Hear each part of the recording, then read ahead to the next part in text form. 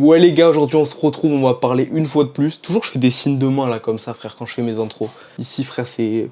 T'as capté. Déjà, avant toute chose, on va poser les bases. Abonne-toi frérot parce que regardez, il y a beaucoup trop de gens qui sont pas abonnés et qui regardent les vidéos. Donc si tu veux pas manquer les prochaines vidéos frérot, abonne-toi. Donc, l'heure est grave.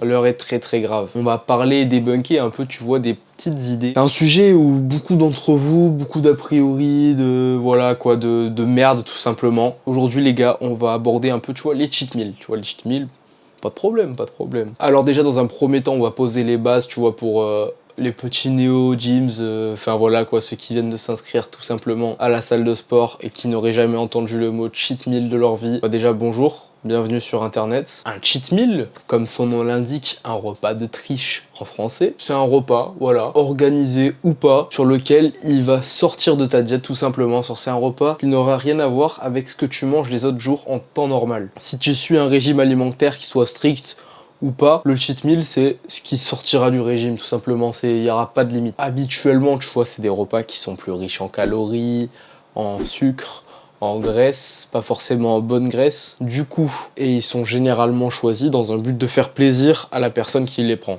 Le but des cheat meals, c'est de pouvoir continuer à être focus les 95% du temps où vous respectez votre régime. Hop, ce repas, vous sortez, et du coup, ça vous permet d'arriver à tenir sur le long terme. C'est censé servir à ça. On ferme la parenthèse. Voilà. Comme je vous ai dit, les gars, beaucoup de pratiquants de musculation font un cheat meal, voilà, un jour de la semaine. C'est très commun pour se permettre de lâcher prise de la diète. Prennent pas la tête, ce jour-là, dans l'assiette, c'est, tu vois, grosso merdo, il y a ce qu'ils veulent. On va pas tourner autour du pot, mais le hic, vous voyez, c'est que certaines personnes en abusent. En fait, vous voyez, que ce soit de la prise de poids ou la perte de poids, le seul truc qui compte, c'est le déficit calorique créé sur le total de la semaine, d'une dizaine de jours ou du jour. Prenez le total calorique comme vous voulez. Il y en a qui comptent à la journée, mais tu peux aussi faire une moyenne au final sur la semaine et te dire chaque semaine je dois manger tant de calories au final. Parce que si un jour t'en manges 3000, un jour 2000, c'est comme si t'en avais mangé 2500 et 2500. Enfin, vous avez capté. Je vais vous faire un petit exemple. Attention, c'est la minute calcul, les gars, ça arrivera pas souvent.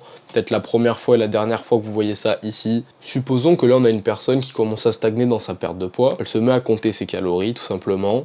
Il comprend pas pourquoi il n'arrive plus à progresser dans sa perte de poids. Disons que son maintien est à 2800 kcal par jour. Ce qu'il va faire, c'est créer un déficit de 300. Donc là, à partir de maintenant, il va en manger 2500 pour pouvoir commencer à perdre du poids. Le problème, c'est qu'il s'autorise un cheat meal. Peu importe, en vrai, le jour, on va dire, ce sera le dimanche soir. Donc, du lundi au samedi, il crée un déficit de 300 calories par jour, soit 1800 calories au total sur les 6 jours, parce que s'il faut 300, ça fait 1800. Et le dimanche soir, notre frérot, tu vois, il mange ses repas de la journée, c'est 2500 calories habituelles, sauf qu'en plus, du coup, le cheat meal, tu vois, petite pizza, petit dessert, petit soda, il se met bien. 2100 calories supplémentaires s'ajoutent à son compteur du jour, du coup, on est à 4600, il l'a mangé aujourd'hui, et tous les autres jours, 2500. Parce que voilà, il avait quand même accumulé pas mal de faim sur les 6 premiers jours. Le 7e jour, il se fait plaisir, 4100 calories. Ça fait qu'il a un excès de 2100 calories par rapport à son déficit qu'il veut créer. Le problème dans tout ça, c'est qu'au final, en mangeant ces 2000 calories supplémentaires ce jour-là, il a mangé tout le déficit qu'il avait créé de la semaine. Tous les jours, en gros, il crée un déficit de 300, 300, 300, 300, pour au final, le dimanche soir, tout remanger, et le lundi à la pesée, il a pas perdu 1 gramme, ça a pas bougé, il stagne encore, il comprend pas. Du coup, qu'est-ce qu'il fait? Il baisse les calories encore. Il arrive à 2200 calories, pareil, il se refait un cheat meal, sauf que là, encore plus de faim s'accumule. Et là, il se fait encore plus plaisir sur le cheat meal, il mange encore plus. Et pareil, ça le ralentit dans sa progression. Peut-être au bout d'un moment, il va commencer à perdre du poids, mais il aura une frustration au niveau de la satiété qu'il ressentira tellement pas, vu qu'il s'affame tous les jours et il se fait tellement plaisir un jour que bah ça marche pas. Donc au final, tu vois, dans cette diète, tu t'y retrouves jamais. Et c'est là où du coup, tu te demandes, oh bah Naito, bah comment je fais du coup pour pallier à ce problème-là tout en pouvoir continuer à faire des cheat meals? Pour ça, notre ami Sam Sulek, le roi des cheat meals, a très bien raison. Au final, il se fait défoncer sur internet parce qu'il mange de la merde. Là les gars, on va mettre de côté, petite parenthèse, l'aspect santé de sa diète, l'aspect équilibre, enfin tout ce que vous voulez, on oublie. On va juste parler de calories et de macros. Les macros, qu'est-ce que c'est? Je le répète, c'est les lipides, les glucides et les protéines, ce qui compose vos calories. Les calories sont faites de lipides, protéines, glucides. Donc, je disais, notre ami Sam Sulek, le best natty bodybuilder, il a pas totalement faux dans sa reverse diet. En gros, pour ceux qui connaissent pas, Sam Sulek, ce qu'il fait, c'est qu'il mange ce qu'il veut. Il se crée pas de frustration par rapport à manger du riz et du poulet tous les jours. Il mange ce qu'il veut tant qu'il a ses macronutriments dans la journée. S'il faut manger des burgers pour avoir du protéine, des donuts pour avoir ses glucides, ses lipides, il le fera, pas de problème. Mais au fin de la journée, sa prise de masse à 4000 calories avec les macronutriments, ils sont à peu près corrects. Après, bon, on va pas parler de la provenance de ces macronutriments, parce que là, du coup, en termes de micronutrition, il y a encore plein de choses qui vont pas du coup dans sa diète, vu qu'il aura sûrement pas son quota de fibres.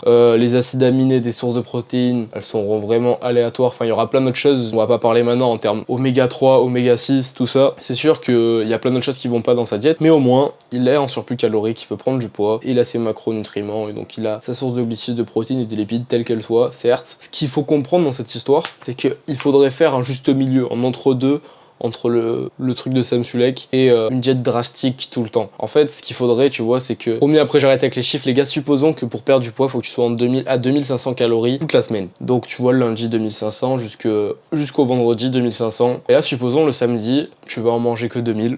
Voilà. Et le dimanche, du coup, tu en auras 3000 à manger, vu que tu en auras mis en gros 500 de côté pour pouvoir manger un peu plus le dimanche. Tous les jours, tu vois, tu te nourris à base de poulet, de riz, d'haricots verts. Enfin, voilà, vraiment une diète bien propre, qu'avec des bonnes sources de protéines, des bonnes sources de lipides et des bonnes sources de glucides, que des bons aliments. Et le dimanche, certes, le matin, le midi, tout ça, tu vas manger sainement.